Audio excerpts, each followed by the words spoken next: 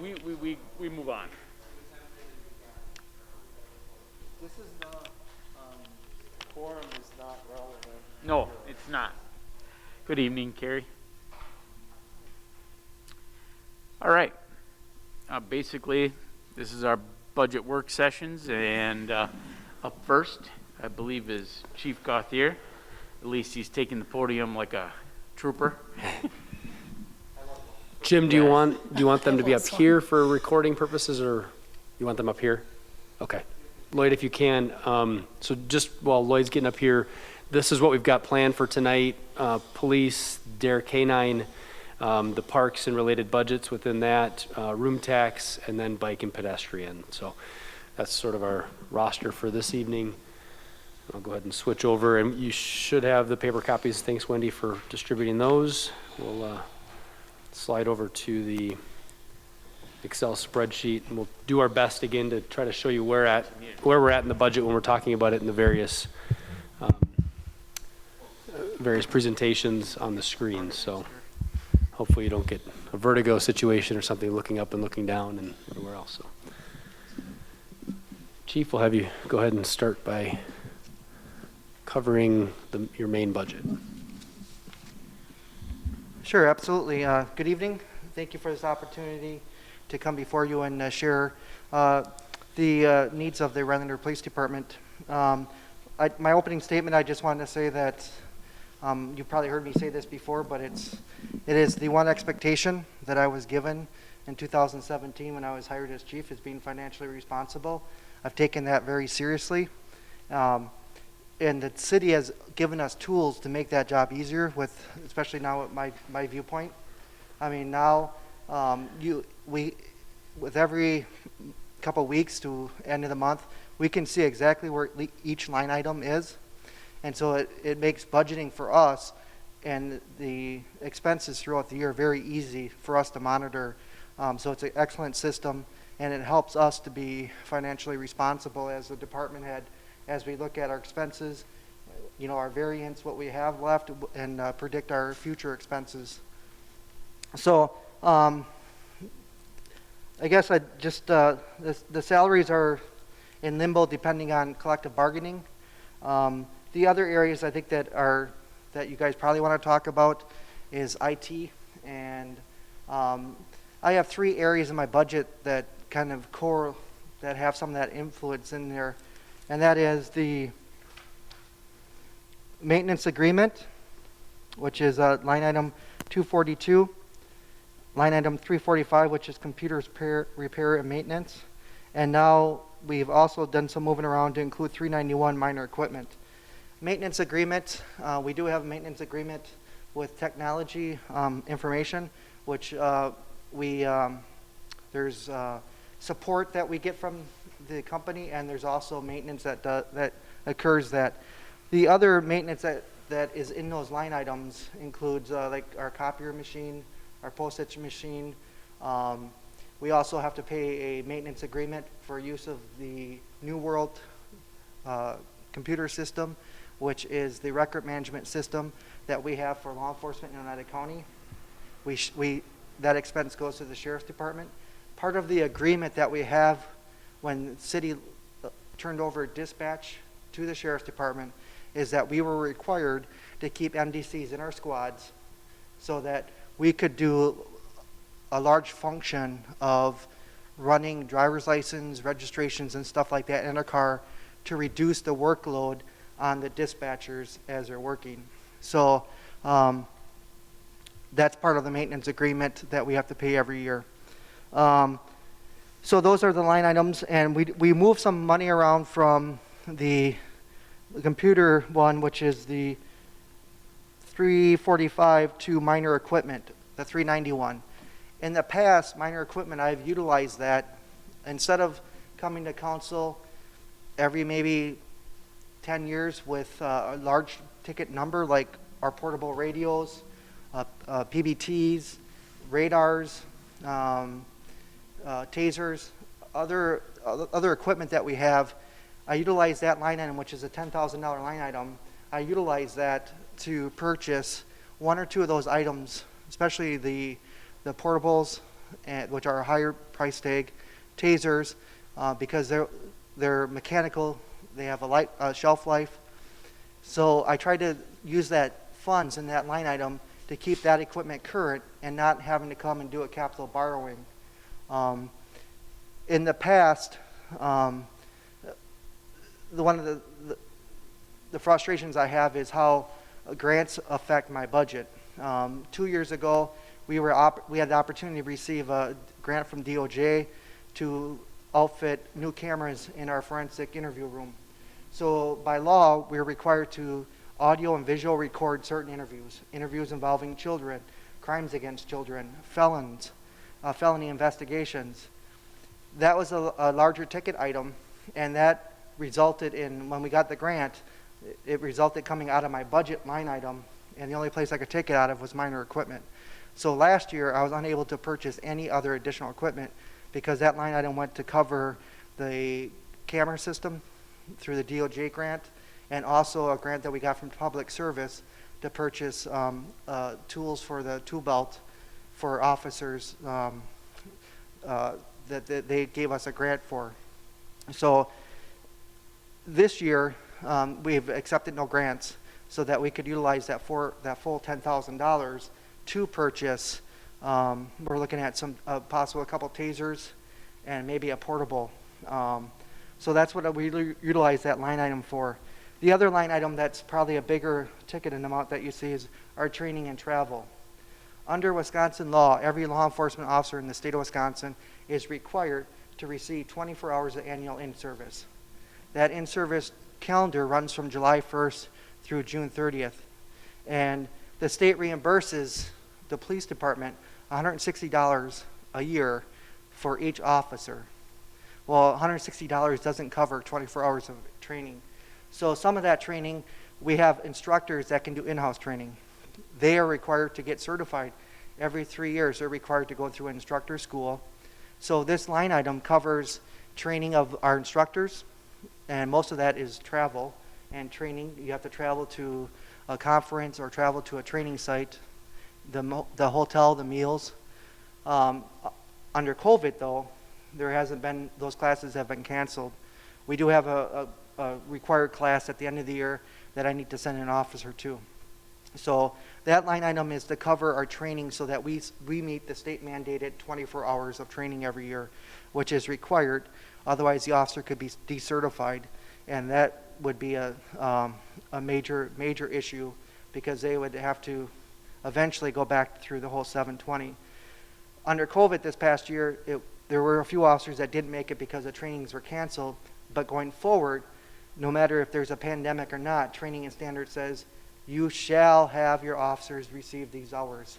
So we have to start looking at some other ways to get those 24 hours into that, which is going to probably cost some money for us to maybe, webinars are now becoming more popular, but you need to pay for those fees. So we may save some money where you don't have hotel and travel expenses, but there will still be some items there. The other items that are noteworthy that, as I met with Zach and Wendy on their budget, we did put the line item back in for vehicles. I was one of the few city departments that had a line item for vehicle replacement. In the past, it's always been there until last year. Administrator Guild removed that money under his direction. He felt that vehicles need to be something that was a borrowing type of a situation. That was the first year, and probably as far as I can remember at the police department, going back to the early 90s, where a department we didn't purchase a squad. So that money is back in there. The other thing that we did is, you see now we have a contingency amount at the bottom of the line item there. Working with Wendy and Zach, they lowered some of my line items and taken those amounts and put it into a contingency fund. So if I did have an issue with HVAC or some other unexpected issue within the department, or there was a need, we now have a contingency fund to cover some of those needs, which I thought, that line item's been there and it's always been at zero, so not much of a contingency when there's nothing in there to help with when there's unforeseen problems or needs that come up.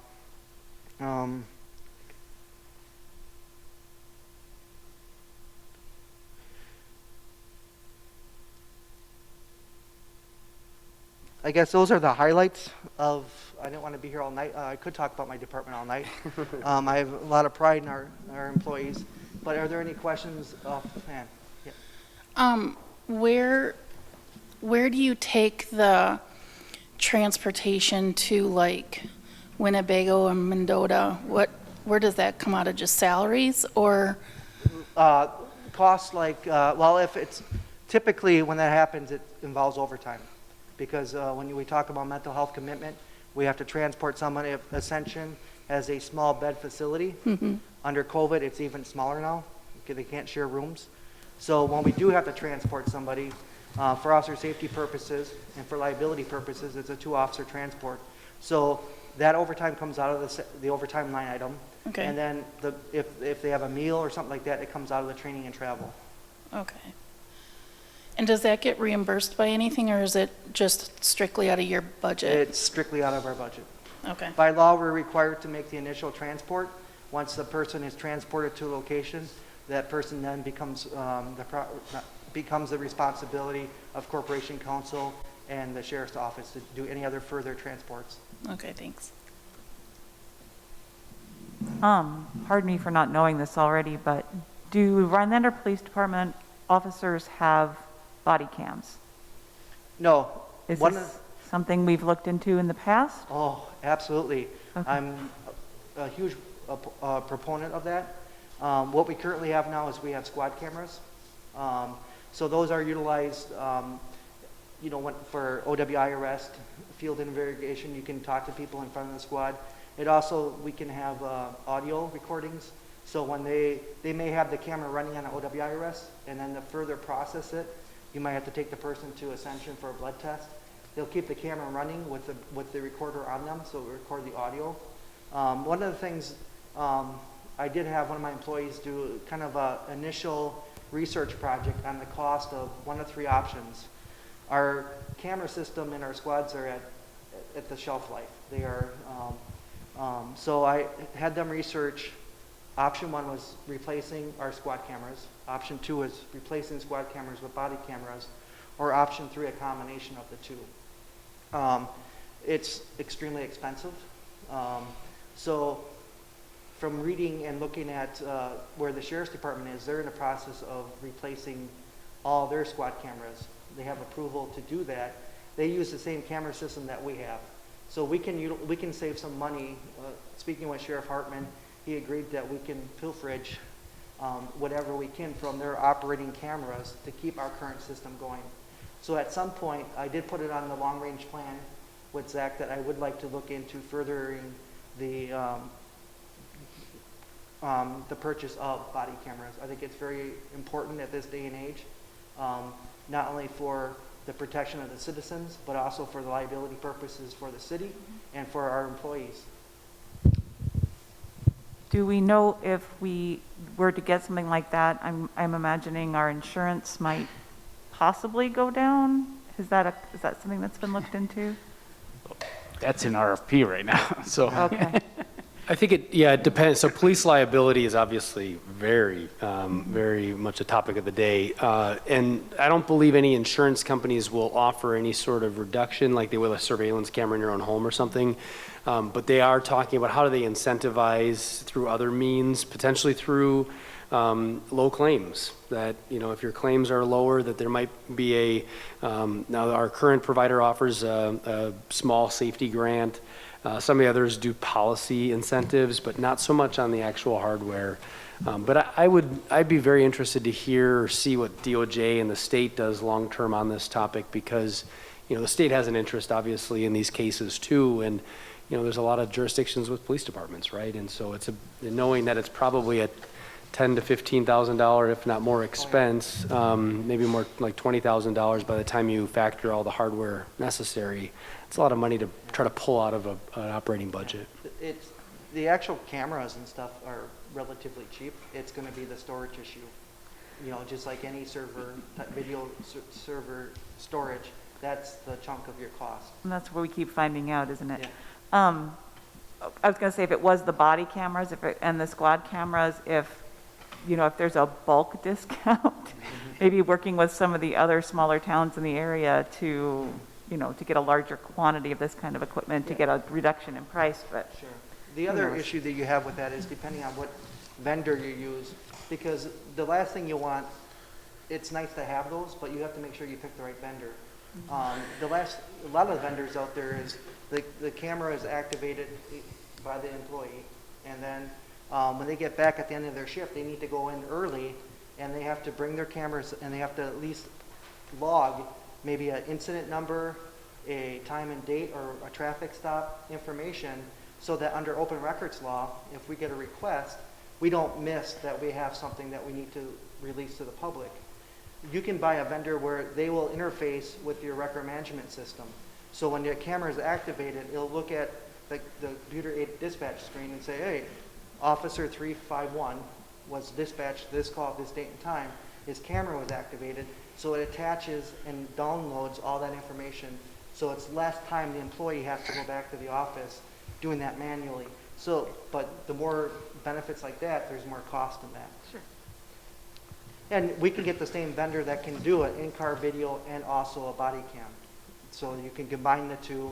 So there's a never-ending supply of vendors out there with different product lines.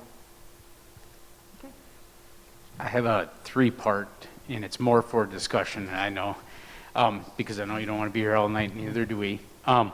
One, when you talk about de-incentivizing going after grants, I would question our council and then figuring out, and we have to ask Wendy, I know it has to do directly with the general fund and some of how we budget, but looking into that in the future to make it more incentivized, do you see that as a possibility?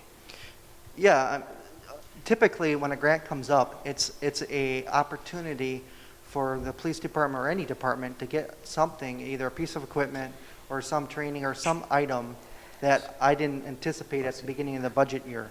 So it's something that I didn't know was going to come up, so I didn't budget for it. Here's an opportunity to get it through utilizing a fund from a different source. Correct. So I challenge council to work on that. Next portion two, the contingency and having the vehicle funding back in there in the budget process this year as far as your comfort level with that. I know during department meetings when we talk about our 6-month goal, our 12-month goal, you were low in confidence because of the budget, yet at the same time, has this increased your confidence in that, or what would you like to see? I mean, obviously everybody would like to see more money, but what would you like to see to have that happen? Well, I have complete confidence in the council that if state share revenue comes in where it's possible to keep that line item, I feel comfortable that the line item will be there. Obviously, it comes down to how much money is in the general fund for the departments to utilize to do what they need to do. And if that's a casualty because of that, it's a casualty because of that. But I think that there's a commitment to public safety. There's a commitment to the police department. You know, there's a purpose for our 5-year plan. We have 5 main marked vehicles that are utilized 24 hours, 7 days a week, 365 days a year. And by having a 5-year rotation, we get a higher trade-in value. We get less maintenance cost. So there's a whole theory behind, you know, having a squad for 5 years and then trading it in. So, yeah, I'm comfortable, but we won't know the comfort level until end of October when we start seeing the real data on numbers. Correct. No, I understand that. Third, I know when it comes to salaries, as far as part of the budget, when it comes to overtime and stuff, that's where the pinch happens.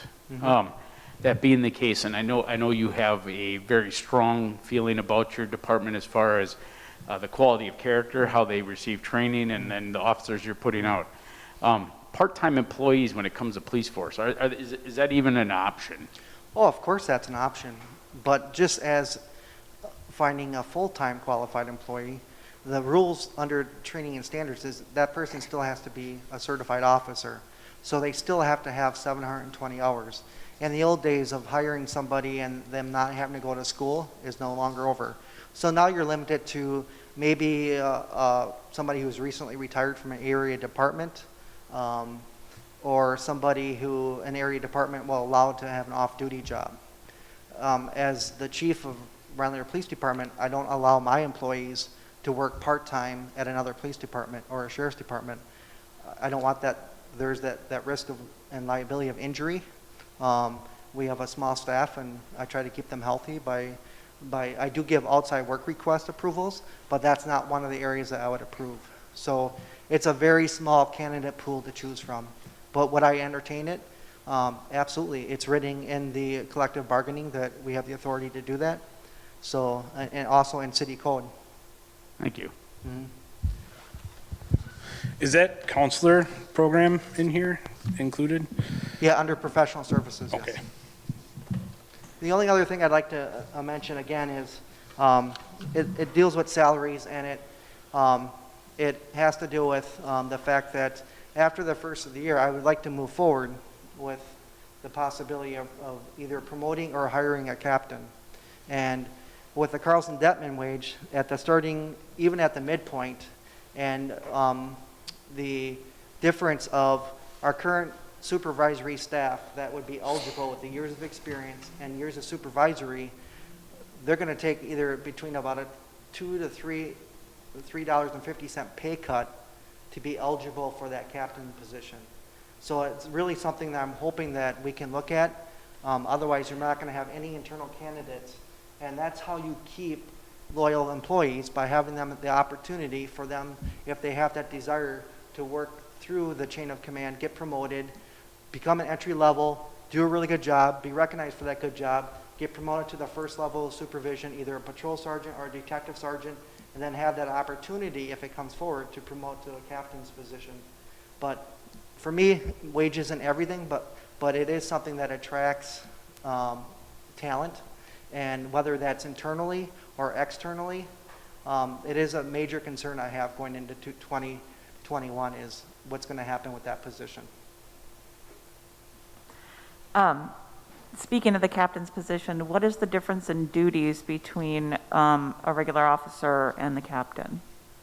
A regular officer they're strictly call for service.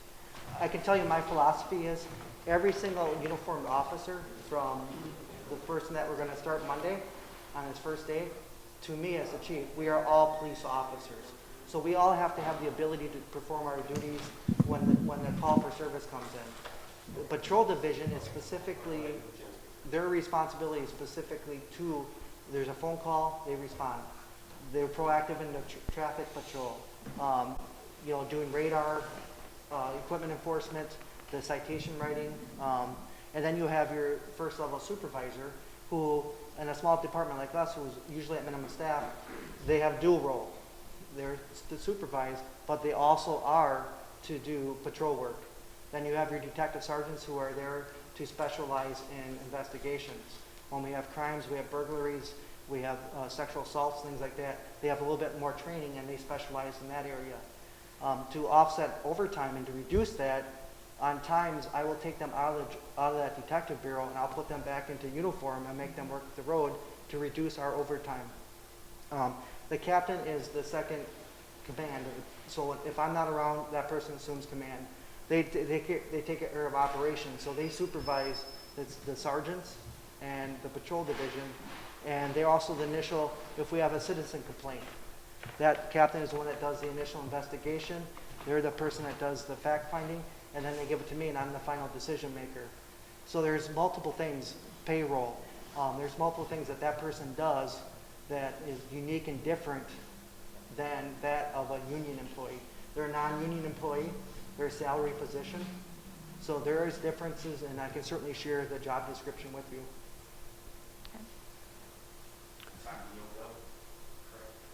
Yeah, all of them are. All job positions in the city.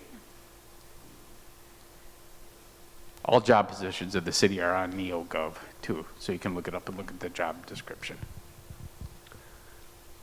Are there any questions about the K-9 or the DARE budgets? And they're basically the revenue and expense side of both of those activities, and there's probably not anything noteworthy from your perspective. Just real quickly, But we don't currently have a DARE officer. That person resigned and left last year. We would like to resume that in the near future when we get fully staffed. And regarding the K-9, because of COVID, we did not actively solicit funds this year. I do have a couple grant requests out there, hoping that there will be some funds coming that way. We did receive some funds this year out of the blue, next year, we're hoping to have my canine officers re-look at that and do some active fundraising again because that's a program that is not funded by the taxpayers. It's completely funded by donations.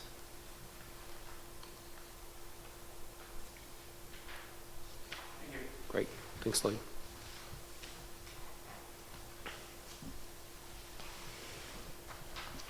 Jeremy?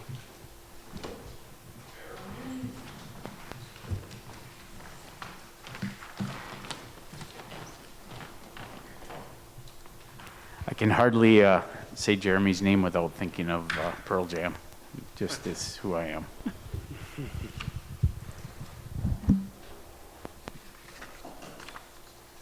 All right, so I'll start out with parks.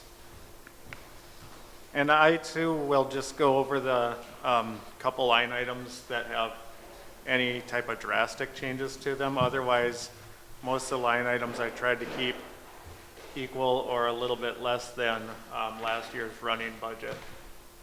So the first one that I kind of have highlighted on mine is the last three digits with 210 under professional services.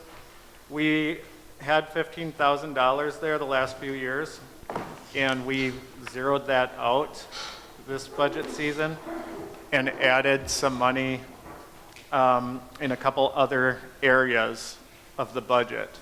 One example is 245.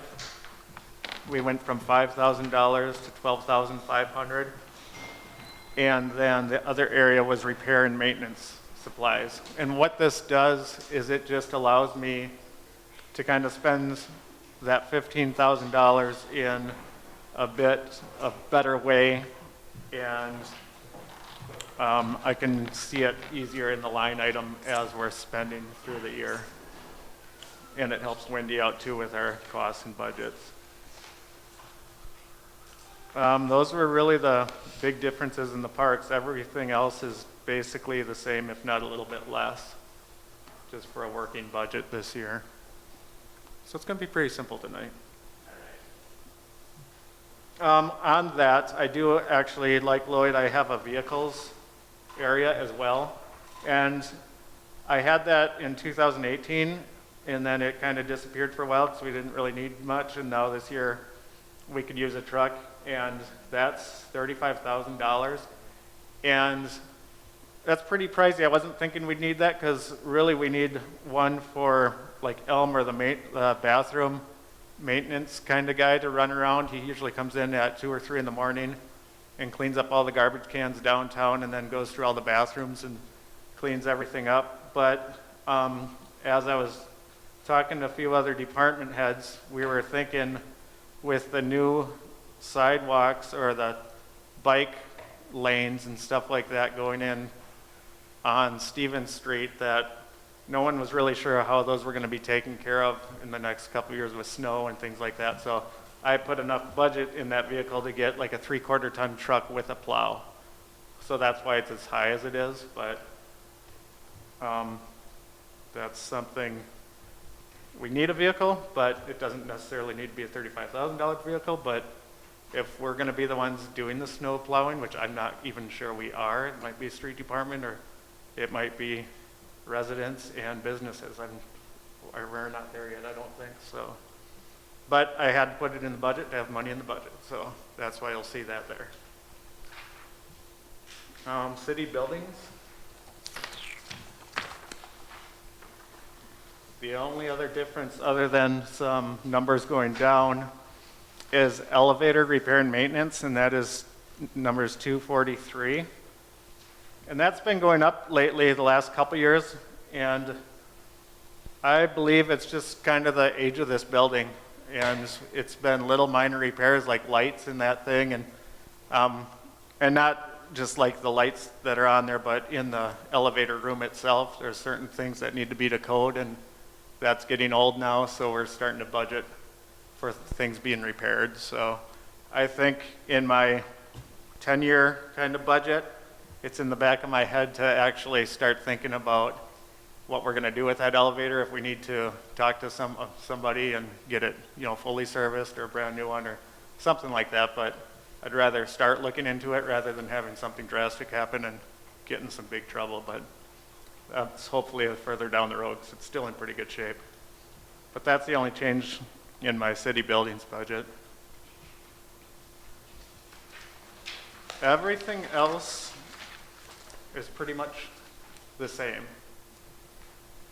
And you'll see on a lot of my budgets, if you go through this, if you're going through it after tonight and just looking at it, like for playground equipment and boat launch, a lot of things like we'll have $5,000 or $10,000 and it's still, I haven't spent any money yet, and that might seem odd, but the weird thing with the parks and doing my budget is a lot of things like docks, for instance, with the boat landing, we have several very expensive docks sitting in the water, and I don't know what happens to those docks until at the end of the year when I pull them out of the water, and all of a sudden the legs are all bent up and things like that. So those numbers will zero out probably fairly quick as we pull those docks out. So that's why it kind of looked like, well, what's he doing? He's not spending any money in these budgets, but it's kind of the end of year thing, and that's same with playground equipment.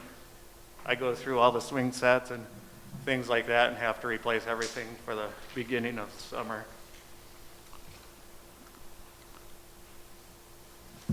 That's kind of it for parks. Do you want to go on to like the capital or the bike head thing? Yeah, we can go to bike ped. Let me just find it here. You hit Pioneer Park Historical Complex just because I know they've received a fair amount of at least attention lately as to whether or not that changed or how we are handling some of those projects. Yeah, I think Harry's going to come and present, is he not? Okay. Well then, what's going to happen, I guess, is I think that's virtually staying the same as last year, maybe going down a little bit, but he was, when we did meet to go over some budget numbers, he was very concerned about the volunteers and getting paid and things like that. So we kept those numbers the same as they were this year and dropped some of the other numbers and I don't have those in front of me at all, but we dropped them all in other areas, knowing that now he's got this other kind of form of income coming in with donations and things like that, and that can kind of take over doing these other projects that we would normally try to budget for. And maybe I can add a couple of details. He covered most of them, but essentially last year when the historical complex budget was prepared, there was some, we're not really certain what the thought process was essentially, but there was basically a larger transfer from the room tax fund, which it's on the screen, but it's kind of small. I can zoom in. Wendy, did you have a paper copy for them? You do have a paper copy. They have a paper copy for them. Okay, great. I just don't want to speak to something that you're not seeing. But the transfer from other funds is the room tax allocation, so we'll get to room tax budget here in a bit. But essentially, last year there was $45,000, which is historically the budget was around $30,000, and so there was a $15,000 jump as a transfer from the room tax fund to the historical complex. There was some thought that perhaps maybe some of that was going to be retained further by the city, maybe segregated in another fund that wasn't necessarily going to the museum, but it was done on paper that way, would be the way I guess I understood, or we suspect might have occurred, I guess, based upon the lack of documentation of what was done on last year's budget. So essentially we're keeping the salaries about the same. There was a bump made to the staff out at the historical complex that Jeremy just alluded to, so we're maintaining that that wage rate. And then we moved around some other dollars on the expenditure side, but we brought the budget back closer to what it had been. The budget still is proposed to be higher than it was from what other years. So partially dependent upon what the donation level activity occurs there. Generally, these donations are for capital expenses, right? Not for operations out there, but the intent, and I know Alderperson Barnett's always has been involved in this too, is trying to generate more revenue for the museum in ways that we can through gift shop and donations, and hopefully, having a digital payment solution will help enable that because many of us don't carry cash. So hopefully that'll be reflected in next year's revenue numbers. But they do consume a fairly substantial amount of room tax monies to operate it. So I think there's definitely an incentive to bring in some other sources of revenue there to offset for other purposes, potentially what the revenue, the room tax fund could be used for. Also, given that your presentation is incomplete right now, complete. So, cool. Another question I have then is the light, we'll call it plan or strategy with those funds. Is that what we'll use to implement parts of our master plan when it comes to Hodag Park or Pioneer Park the rest of the way? Is that what you envision? I know I asked our department heads to dream big and put stuff out there so that they could take care of this. I know your direction with the garage and then with this truck is to maintain and then be able to move into these things. But when it comes to the actual infrastructure of that, what do you see as the plan for that happening? And then the infrastructure that would be our part, is that more of a borrowing issue? I think the way the numbers look, yes, a borrowing issue, but I think if we, figure out some of these plans and discuss them a little bit further, that maybe not. There's enough, of the public and citizens out there that want to see some of these done, in relation to this plan, that maybe we can take one or both plans, and just kind of pick one thing a year and just kind of every year do something, and eventually 5 years down the road we have a beautiful plan that's kind of done. Okay. So, and I could reference almost like the ski show building down at Hodag Park. If we wanted to get started on that, ski show is all up for doing a bunch of funding and, getting donations and stuff like that, and we could get some funding going on. And I guess what I'm asking is how do we prepare as a city for our part of that co-mutual agreement as it happens? Is it in our budget to do that? Is that an issue there where we would borrow because somebody would come alongside like the ski show and say, we want to put up a new ski house or whatever, and we would realize our shoreline restoration of that area or whatever part that we were going to do as a city is not budgeted? Would it come from borrowing, I guess is my question. yeah, it would, at this point it would have to, because it's definitely not in the budget. Okay, thank you. Would you see in the future that we would request to start to budget for that infrastructure so we can move that plan along, or would you continue this Yeah, way? in a perfect world, as Rhinelander starts to grow again, absolutely we'll get things like that in the budget. That's my job. It's all of our jobs. You mentioned bike ped, and we can maybe go there too, since we're talking about, is that where you wanted to go, Jeremy, as well, talk about bike ped?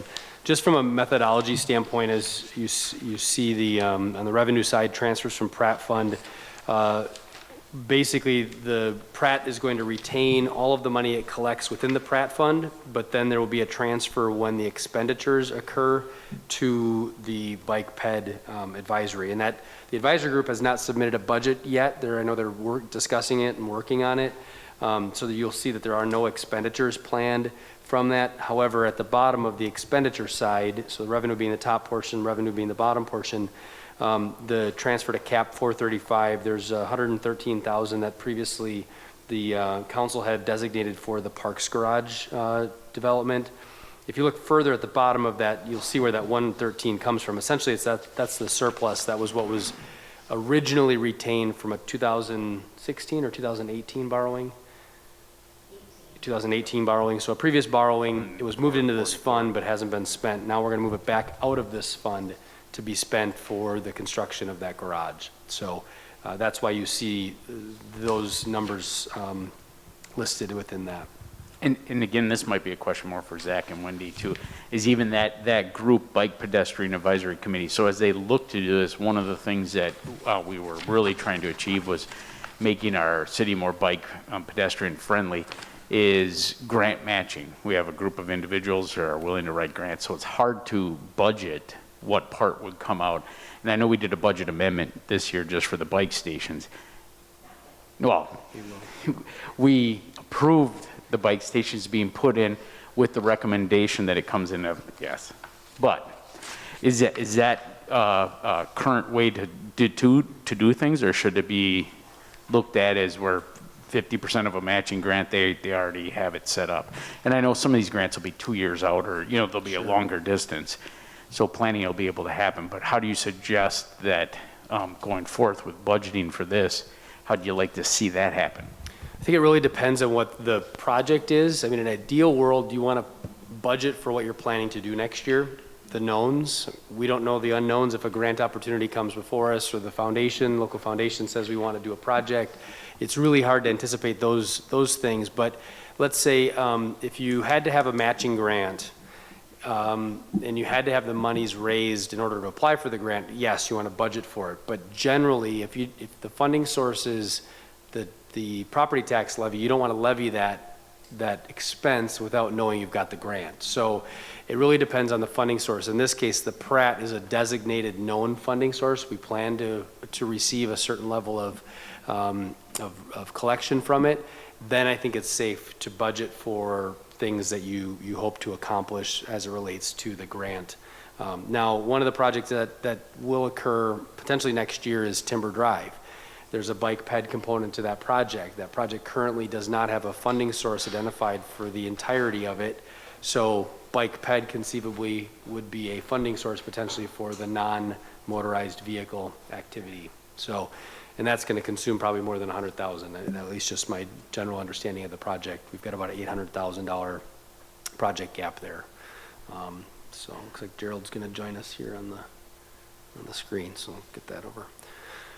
Does that answer your question about the grants? I mean, it sort of depends, I guess, is the short answer. It does, as I learned some of this stuff too, and it's just for the benefit of everybody that we understand how these funds come through, what point they come through, why they're available at some points but not at others, and what does that mean? Most of this just makes Wendy nervous.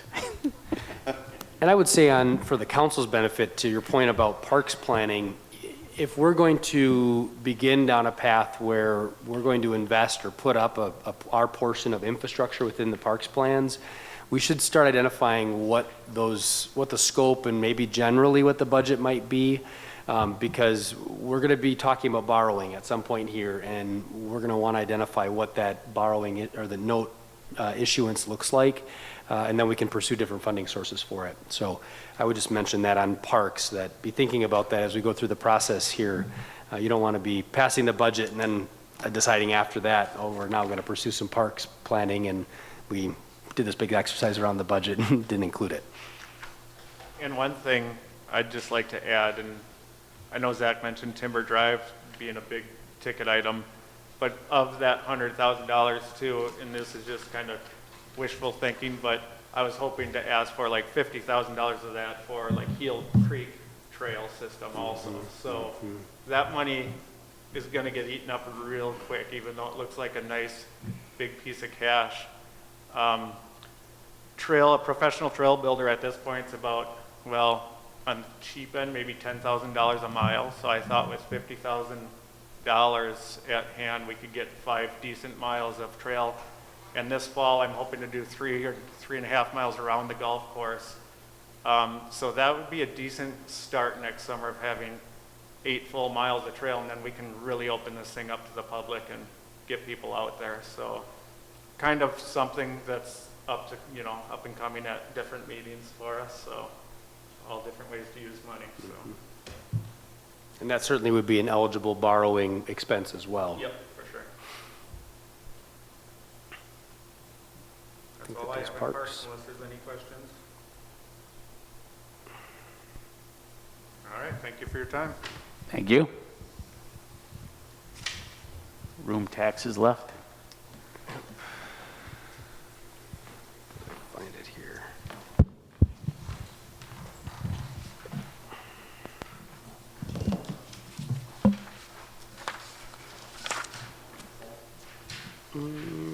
There we go. Okay, so room tax, similarly to the boat launch and other funding sources, it's really I guess in and out, basically a truing up of what's anticipated. Room tax is always a tough one, right? This was a case in point this year where we're not going to achieve the room tax budget that we had anticipated because a lot of hotels, a lot of travel was down, et cetera. But the the projected, we're projecting about 175,000 for this year for room tax receipts in total, and so we're conservatively budgeting for 175,000 for next year on the revenue side of that, and then you'll see essentially what's to be budgeted from it below. You'll see the YMCA for Hoday Beach, the lifeguards there is in there, in professional services. Legal fees, we put in a small amount for some drafting. The room tax contracts are going to come due at the end of the year, and so we're going to need to renegotiate those with our partners, and so there'll be some legal expense we're anticipating. The grants and donations to the chamber, that is shown to be about $122,500. I would say it's as much as grants and donations to chamber or to whoever gets designated within those contracts, but by state law or state statute, we have to retain 70% of what's collected in room tax for purposes of marketing and tourism and some other specified purposes per the statute. So essentially we're designating that at this point because our current contract states that, but again, that expires here at the end of the year in 2020. The community programming fireworks, we did bump up a little bit. There was some discussion over the summer right before the show this year of whether or not we would have a partner to help underwrite some of the costs. In the past, we've gotten donations from various entities, which are noted on the, I believe noted on your sheet. So we're looking at potentially growing the size of the show. Certainly that's worth discussing, and the council can decide that. We'll have to do a contract like we do with every other show in previous years. And then you'll see that transfer to the historical complex. That historically was about 26,000, went to 31,019, and then last year was budgeted to be 45,000, and we're anticipating it's probably going to come in about that number. But for next year, it's looking at about 41,000 is what the transfer will be, as we just previously discussed on the historical complex. So that's a relatively balanced budget. The fund does have, does carry some fund balance. And then I don't have the contract. I meant to look it up before for today, but the way that 70% works, there's a portion of it that still gets designated for some other city designation. It's worth reviewing and discussing that, because like everything, some things change over time and people's impressions and understanding of the agreement. So this will be one that'll be coming before the council.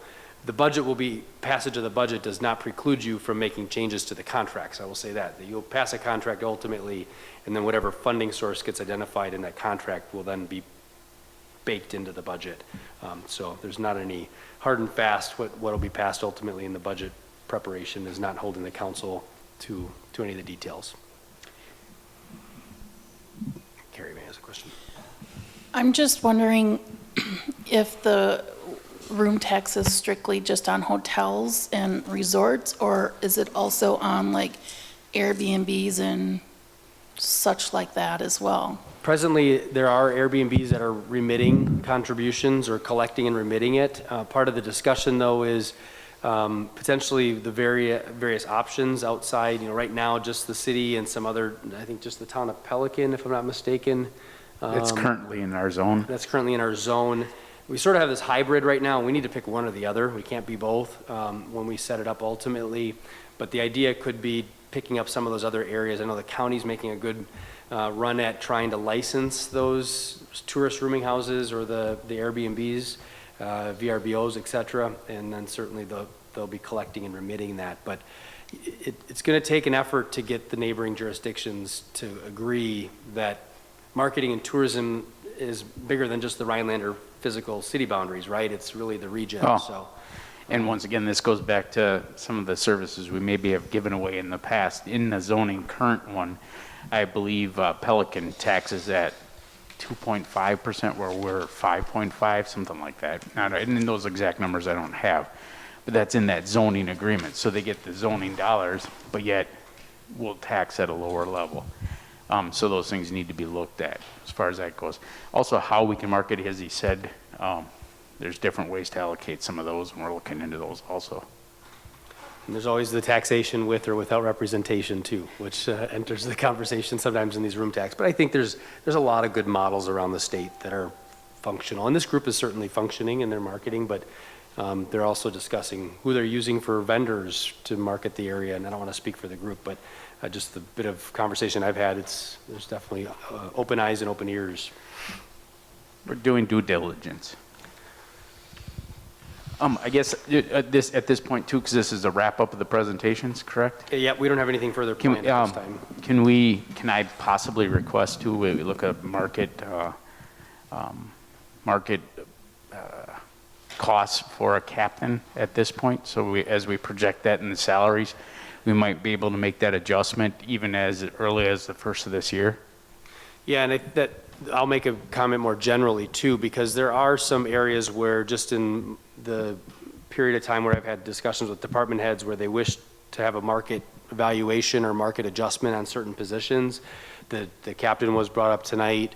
And so I think what generally happens when you budget is you set as the chief talked about contingency, utilize a contingency in the city's budget for an overall wage adjustment that in the case, if you're doing the union negotiations, which we're settled for next year, or we will hope to be settled for next year, that we won't need to do that, but in subsequent years, you can allocate a certain amount of your general fund for wage adjustments. And so in the case of non-union for next year, we'll have to make a determination of what we want that non-union cost of living, if anything, to be.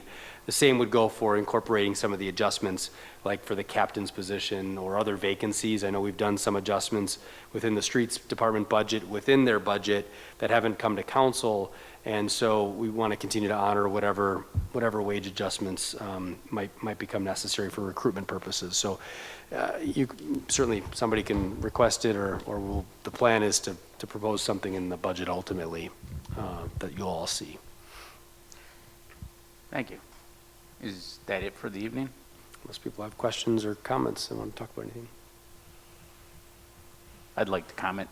This budget season one, I'd really like to thank the work being put in by our staff, our directors, our finance director, and Zach. I'm not going to thank myself, but looking at the overall picture moving forward and ahead and being transparent with that is a large component of this budget, and having some of that forethought, not just finishing it up, but also looking ahead as to what might happen. And I'm hoping through this budget process with council and the people that get to watch at home, they can get an understanding of where we allocate those funds, why we do, and how we pace the forward moving of Rhinelander. But I really do appreciate you guys, and I want you to know that. Thank you.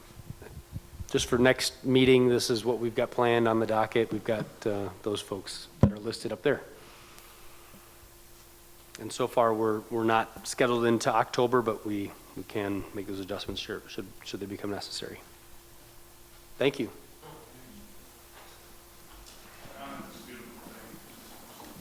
What's that?